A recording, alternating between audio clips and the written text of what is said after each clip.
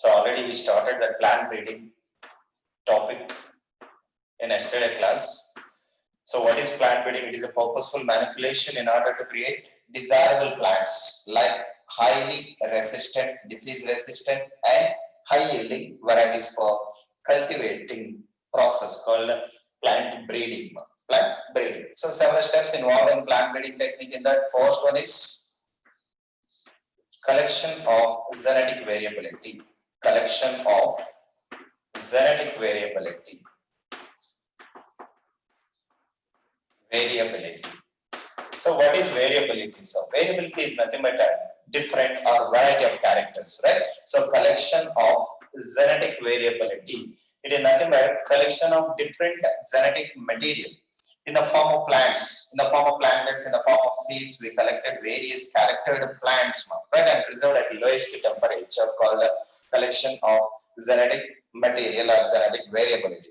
So it is the root of any plant breeding program. Root of any plant breeding program means it is essential for success of plant breeding. It is essential for our basic need for plant breeding technique, right? So simply first point in collection of genetic variability, it is essential for plant breeding program.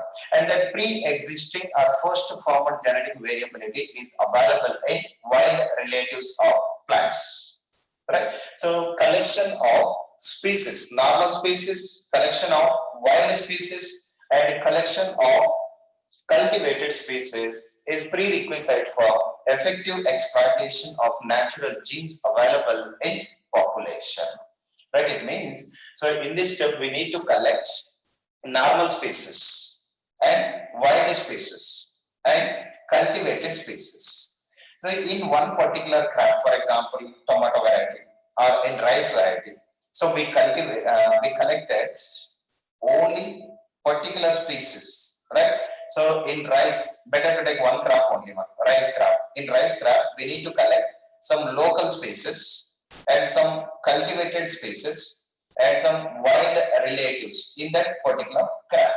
So why we need to collect that species, cultivated species and wild species? So because it is prerequisite for effective exploitation of natural genes which are available in population, right? And one more thing, germplasm collection. What is germplasm collection? See, entire collection of plants and seeds which are having diverse alleles for all genes in a given crop, called germplasm collection, right? So in first step of plant breeding technique, so we collected germplasm of various plants, and preserved the germplasm at low temperature. So what is germplasm? So the entire collection of plantlets or seeds which are having diverse alleles for all genes in a given crop, called germplasm collection. It is nothing but, so different charactered plants we collected in the form of seeds, in the form of plantlets, and we preserve the plantlets and seeds at low temperature. Right? Seeds means at low temperature. So plantlets means in normal temperature. We will preserve those information and genetic information, right? So we call it as genetic variability. Is it clear? So the germplasm we collected in first step, right? So second step again. What it is second step? Evaluation and selection of parents. Evaluation and selection of parents. Evaluation and selection of parents. Okay, what is second step? Evaluation. Evaluation is nothing but screening and selection of parents. Right? It means we need to check either the collected germplasm having desirable characters or not. We need to check, right? So that is called evaluation or screening. So after collection of germplasm, so the germplasm clearly evaluated for the selection of desirable parents. So the germplasm clearly evaluated evaluated, evaluated for selection of parents, for selection of desirable parents. Which parents? Desirable parents. Is it clear? See here. So after collection of germplasm in first step, so that germplasm clearly evaluated. Evaluated is nothing but clearly we need to check. So that for the selection of desirable parents. So desirable parents are nothing but required parents. So what type of characters we require? So that characters either present or absent in the plants we need to evaluate. So it is nothing but screening also, right? So clearly after collection of germplasm, clearly, so that collected plants evaluated, that collected germplasm evaluated or screening for the selection of desirable plants, right? So those desirable plants or required plants multiplied for the next step or hybridization process, right? So that desirable plants we collected in second step, the desirable plants we need to collect. It means we collected and multiplied for the hybridization process. So, okay, we selected only two plants. So one is a disease resistant variety and another one is high yielding variety. So those two plants amplified, otherwise those two plants multiplied for the next step, right? So the desirable plants collected and multiplied for the hybridization process.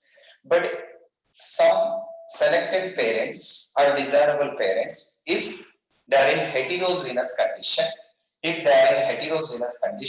so continuously self-pollinated up to homozygosity, right? Homozygosity or up to pure lines, right? So for example, if that selected parents are heterogeneous in condition, they continuously self-pollinated up to homozygosity. Continuously self-pollinated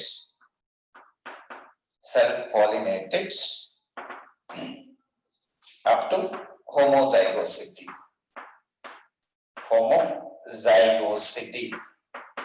So up to homozygosity, we need to continuously self-pollinate those parents. Homozygosity is nothing but pure breeds or pure lines. So up to create pure lines or pure breeds, if the parents are heterogeneous in condition, continuously they self-pollinated for obtaining pure lines or pure breeds. So what is heterozygosity? So two different characters. Already you discussed in genetics, I think, right? So heterogeneous condition, for example, capital Y, small y, capital R, small r. So completely it is heterogeneous in condition. But when we'll continuously self-pollinate those plants, easily will obtain homozygosity plants. So for example, if you take capital T and small t also.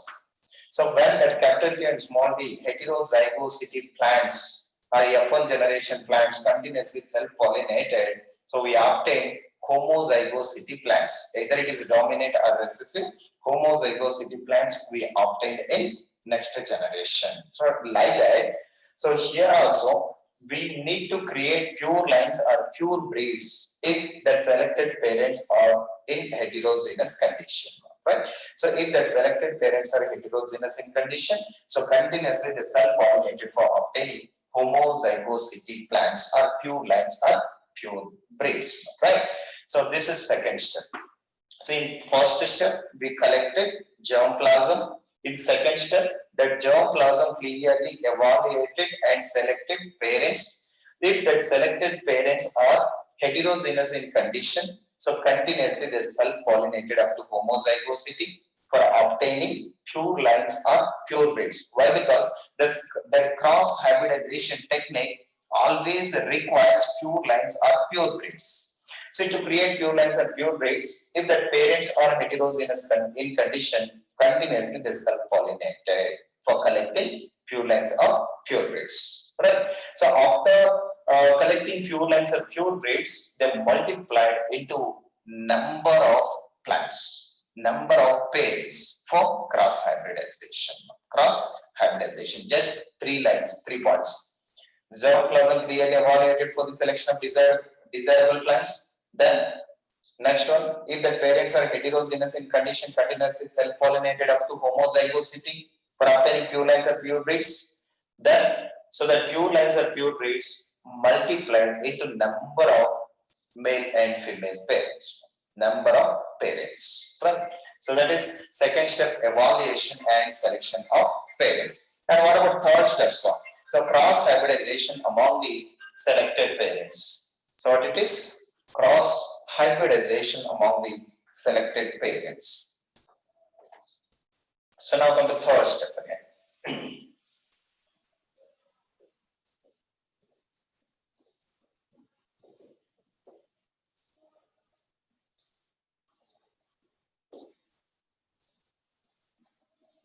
So now come to third step.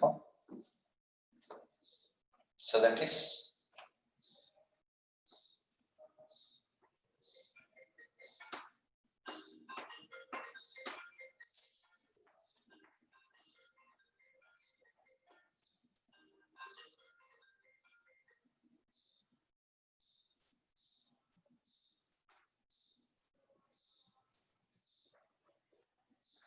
So now come to third step, cross hybridization among the selected parents.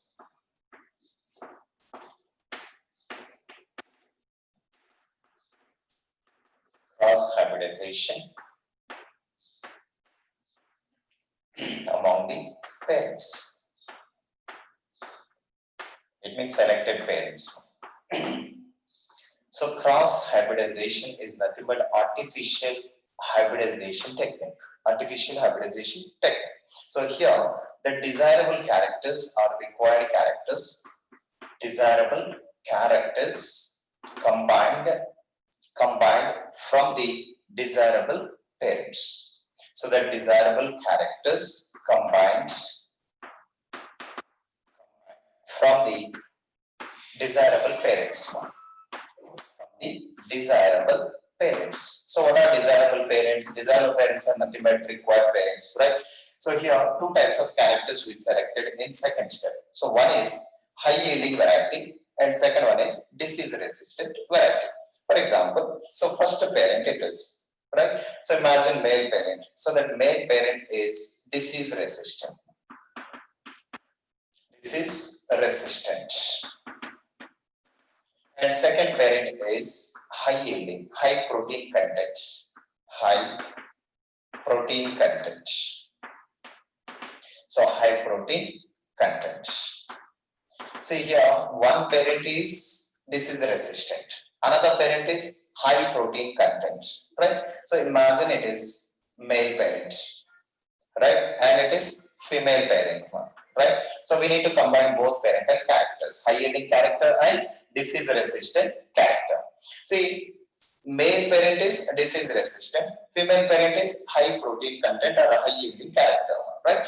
So we need to combine both parental characters by using artificial hybridization technique. So it resulting in the formation of hybrid variety, right? It resulting in the formation of hybrid variety. That hybrid characters, otherwise hybrid variety exhibits both parental characters, right? So for this artificial hybridization technique, we need 3 important steps. One is emasculation process, second one is bagging, and third one is repacking technique. So what is emasculation process? But already we discussed it, right? What is emasculation, what is bagging, what is repacking? So first come to emasculation process. So removal of anthers from the bisexual flower bud called emasculation process, right? So removal of anthers from the bisexual floral bud by using forceps called emasculation process. So in emasculation process, in emasculation process, we need to remove male reproductive organs completely during bud conditions. So why so? So to avoid self pollination. To avoid self pollination. Why? Because it is bisexual flower. right? So it is bisexual flower, right? So when it is bisexual flower, we are using emasculation process. But if it is unisexual flower, so right, only female flower, so no need of emasculation process. If it is unisexual female flower, no need of emasculation process. If it is bisexual flower, so we need to remove anthers from the bisexual flower bud by forceps. We call it as emasculation process. So first, so we need to emasculate that bisexual floral bud. Okay, then second step, what it is? Bagging technique. Bagging technique. See that emasculated flowers covered with suitable sized butter paper, called bagging. Right? So what is the use of bagging? It avoids unwanted pollination. It avoids unwanted pollination or pollen contamination. Pollen contamination. Second step. Then third step again. So in third step, rebagging. But before rebagging, we need to collect desirable pollen grains from the male parents, and their desirable pollen grains from the male parent, we collected desirable pollen grains and dusted on the female flower stigma. Again, so that pollinated and emasculated flowers covered with suitable sized butter paper, again we call it as rebagging technique. Right? Is it clear? So in artificial hybridization technique, we need three important steps. One is emasculation, second one is bagging, third one is rebagging. So after rebagging, pollination and fertilization takes place and forms hybrid varieties. See, that hybrid varieties exhibits both parental characters like disease resistant and high yielding. But here it takes more time. So that's the reason we call it as time consuming process and tedious process, right? So this artificial hybridization technique is time consuming process and tedious process. Time consuming process and tedious process. Time-consuming and tedious process. So why we call it as time-consuming and tedious process? So because it takes more time, right? That artificial hybridization technique or cross-hybridization among the selected parents takes more time. Hence, it is called time-consuming and tedious process. Around 100 to 1,000 crosses, only one plant exhibits both parental characters. Right? Around 100 to 1,000 crosses. 100 to 1,000 crosses. Only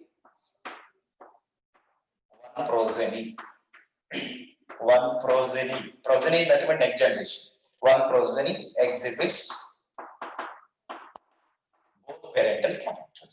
both parental characters. So this is third step, cross-hybridization among the parents, selected parents. See, in first step we collected germplasm. In second step, clearly the germplasm evaluated for the selection of parents, and we selected parents in second step. In third step, so cross-hybridization in between parents, selected parents, right? So we need to combine both parental characters in third step. So when we combine both parental characters, it resulting in a formation of hybrid variety. It is pure breed. Right? When we made cross in between these two pure breeds, it resulting in the formation of hybrid variety. So that hybrid varieties exhibits both parental characters. But it takes more time. That's the reason we call it as time-consuming and tedious process. And one more thing. So around 100 to 1,000 crosses, only one progeny exhibits clear-cut both parental characters. And that too, so this cross-hybridization technique requires three important steps. One is emasculation, second one is bagging, third one is rebagging. So what is the function of emasculation process? To avoid self-pollination. What about second step, bagging? To avoid contamination or pollen contamination or unwanted pollination. Third one, rebagging also same thing. right? But emasculation process is not required for unisexual flowers, unisexual female flowers especially, right? Then, so this is the third step. Now come to fourth step again. So what is fourth step? So selection and testing of superior recombinants. Selection and testing of superior recombinants.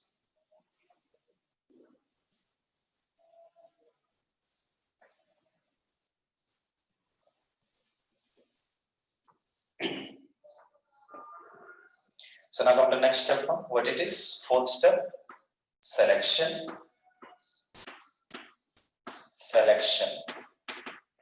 and testing. Selection and testing of superior recombinants. Superior recombinants.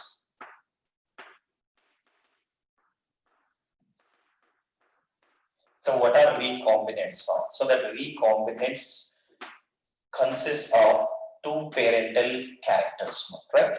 So that recombinants exhibits both parental characters. See, that resulting progeny, cross-hybridization in between two parents, selected parents, resulting in the formation of hybrid varieties, no, right? So that progeny, right? That progeny exhibits superior characters, superior recombinants. So we need to evaluate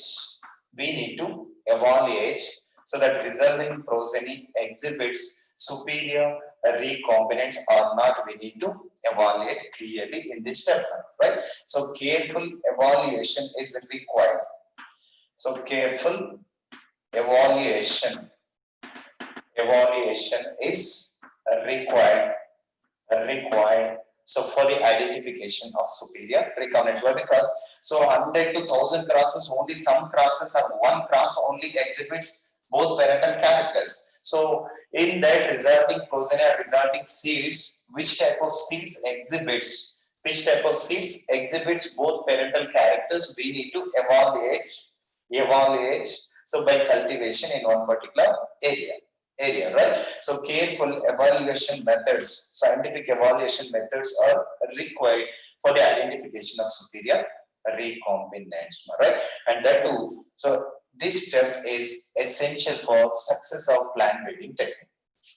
So this step is essential for success of plant breeding program. Success of plant breeding program, right? So this step is essential for success of plant breeding program. And finally, we selected superior recombinants. What are superior recombinants? So the progeny which exhibits both parental characters, right? So that a progeny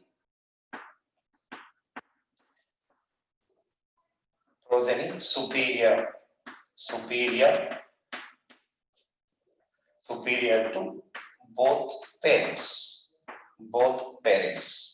So it means what are recombinants here? So the plant or progeny which is superior to both parents called superior recombinant. That superior recombinants we selected in third step. Right? Is simply after cross hybridization technique, it resulting in the formation of seeds actually.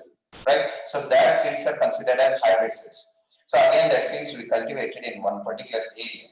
Right? In that, so the plants which exhibits both parental characters we need to select. So those plants are called superior recombinants. So that superior recombinants we need to select in fourth step, right? So it is crucial for success of plant breeding program, and careful evaluation, scientific evaluation methods are required for the selection of superior recombinants, right? That is fourth step. And last step,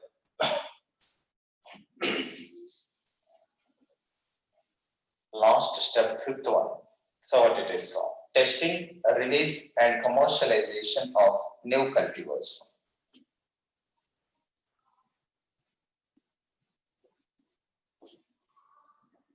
Testing, release, and commercialization of new cultivars. Testing, release, and commercialization, commercialization for new cultivars. So testing, release, and commercialization for new cultivars.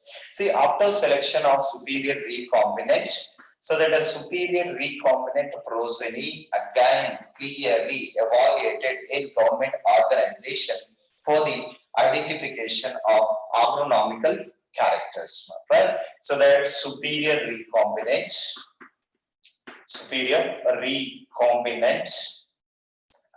evaluated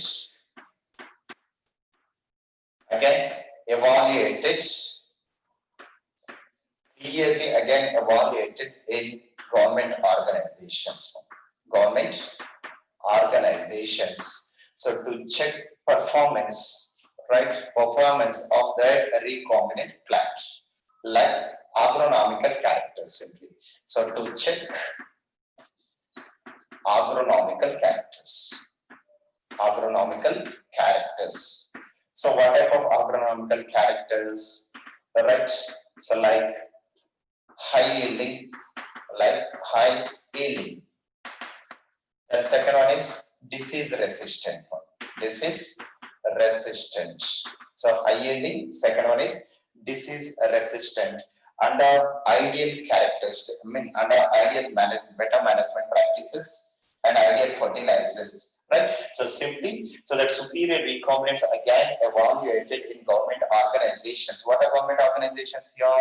Government universities, agricultural universities, right? IARI, Indian Agricultural Research Institute. So some organizations, special organizations which are responsible for increasing seeds, increasing crops, right? So in their organizations, government organizations, carefully we evaluated that superior recombinants once again, right, to check agronomical characters, right? What type of agronomical characters? High yielding, disease resistant, so grain quality, grain size, and ideal fertilizers and better management practices and irrigation, right? Irrigation. So this government organization evaluation followed by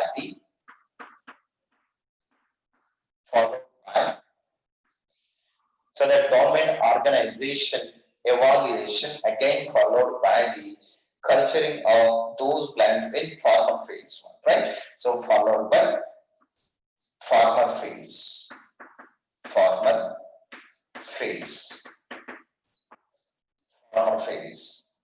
at least for 3 growing seasons. At least for 3 growing seasons. 3 growing seasons. So 3 growing seasons are nothing but, see, summer season, one season, all right, rainy season, again spring season, again rainy season, like that. See, that careful scientific evaluation in government organizations again followed by farmer fields, at least for 3 growing seasons at different climatic zones. At different climatic zones. So different climatic zones means northeast region. We need to cultivate, we need to evaluate those seeds. So in northeast region, in south region, in north region, like that, right? In different climatic zones in country, we need to cultivate those plants once again, right? So finally, if it is viable, so it is distributed, that seeds distributed as a new variety to the farmers, right? So if it is suitable, right? if it is suitable or viable, released into new variety, new variety to the farmers or cultivars, right? So like this, so we need to perform plant breeding technique. So totally how many steps involved in plant breeding technique? 5 steps. So first step is collection of genetic variability. So don't confuse. First step is collection of genetic variability. So different charactered plants we need to collect and preserve at low temperature. We call it as germplasm. So germplasm we collected in first step. In second step, so evaluation and selection of parents. So after collection of germplasm, so that germplasm clearly evaluated or screened. So for the selection of desirable parents and required parents. What type of required parents we need? High yielding, disease resistant. Okay, we selected the 2 plants high yielding, disease resistant. Okay, but they are in heterogeneous condition. If they are in homogeneous condition, not a problem. If they are in heterogeneous condition, so those plants again self-pollinated up to homozygosity for obtaining pure lines or pure breeds. So those pure lines or pure breeds again multiplied into a number of plants for cross-hybridization. Cross-hybridization. So in first step we collected germplasm, in second step we collected parents, right? Required parents. In third step, cross-hybridization among the selected parents. So we need to combine the desirable characters from the desirable parents. So for example, high yielding variety and disease resistant variety. So both characters we need to combine in artificial hybridization technique. So by using 3 major steps, one is emasculation, batting and retacking. It resulting in the formation of that artificial hybridization technique, resulting in the formation of hybrid plants. See, around 100 to 1000 crosses, only one cross exhibits hybrid characters. Hybrid characters. That too, it is time-consuming process. Why? Because for the collection of genetic variability, it takes around 6 months. Right? So for the selection of parents, again, it takes around 6 months. So for the cross-hybridization among the selected parents, again, it takes 6 months. So totally 1.5 years. Right? It means time-consuming process or tedious process. Right? So that cross-hybridization among the selected parents is time-consuming and tedious process. Right? Tedious process means it is plain like. Alright. Then next step is selection and testing of superior recombinants. So after artificial hybridization technique, that resulting progeny exhibits both parental characters, but we need to check that resulting progeny has either one parent character or both parental characters. We need to evaluate, right? Careful scientific methods are required for the evaluation of recombinants, right? And that too, that evaluation of recombinants or checking of recombinants is a main step or crucial step for success of plant breeding program. So after that, after identification of superior recombinants, so we need testing, release and commercialization for new cultivars. Okay, we selected superior recombinant after cross-hybridization. So those recombinants, again, we need to evaluate in government organizations. Government organizations are nothing but ICOR, right? And IARI, Indian Agricultural Research Institute, right? CCMB, Patanjali, Hyderabad, then ICOR. So that type of government organizations, in that government organizations and agricultural universities, so that superior recombinants again evaluated for the identification of high yielding character, disease resistant character, quality of grain, right, size of the grain, and ideal fertilizers, right, ideal fertilizers, better management practices, and irrigation, right, totally. So that evaluation in government organizations again followed by farmer fields, right. So after evaluation of those superior recombinants in government organizations, it means after cultivation of that superior recombinants in government organizations, so that resulting seeds once again evaluated in farmer fields. Farmer fields at least for 3 growing seasons in 3 different climatic zones. Right. After that, if the seeds are suitable for that area, that area, if it is viable to that area, so they release it, that seeds, that organization, government organization releases that seeds as new variety, new variety. So now Jaya, Ratna, Kalyan, Sonalika, Kalyan Sona, Hamsa, right? A variety of plants are there. So that variety is also created by using plant breeding technique.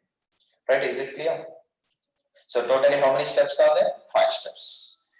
Collection of genetic variability, selection, evaluation and selection of parents, third one cross-hybridization among the selected parents, right?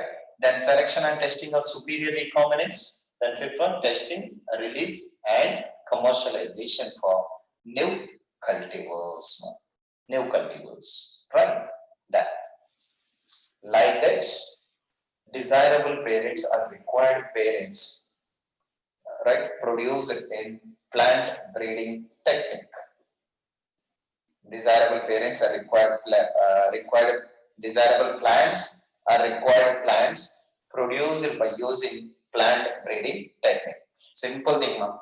So we need to select 2 desirable parents. We need to combine both parental characters so that resulting progeny is either superior recombinant or normal recombinant. We need to evaluate. After that, we evaluated in government organizations again in form of its. So finally released into new variety.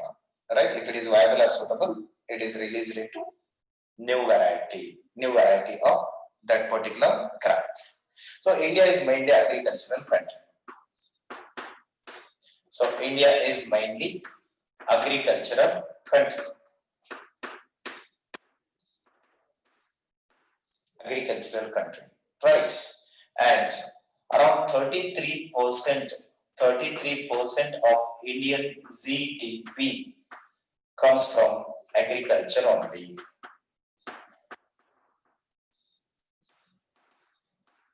So that agriculture accounts for 33% of India's GDP, gross domestic product.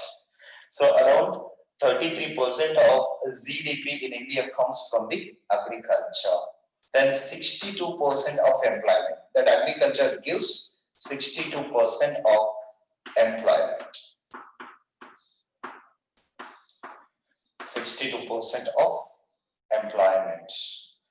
Right? And we know very well that rapid or dramatic increase of food production takes place by the plant breeding technique only. Right? Plant breeding technique only. Why? Because after independence,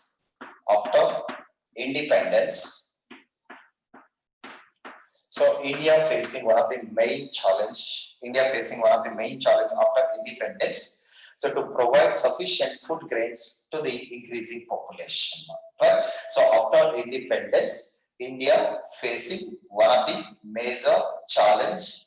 So that is to provide sufficient food grains to the increasing population. But in 1960s, so food grain production increased rapidly. So that food grain production increased rapidly. In 1960s, that food production increased rapidly by the Green Revolution. By Green Revolution. So what is Green Revolution?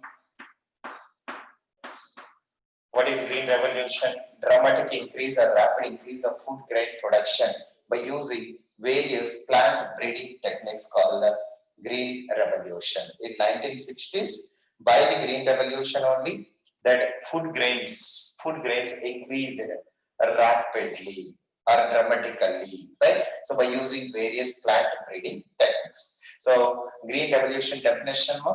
So rapidly or dramatically increased food production by using plant breeding technique called Green Revolution. The term Green Revolution was given by William Gott actually. William Gott.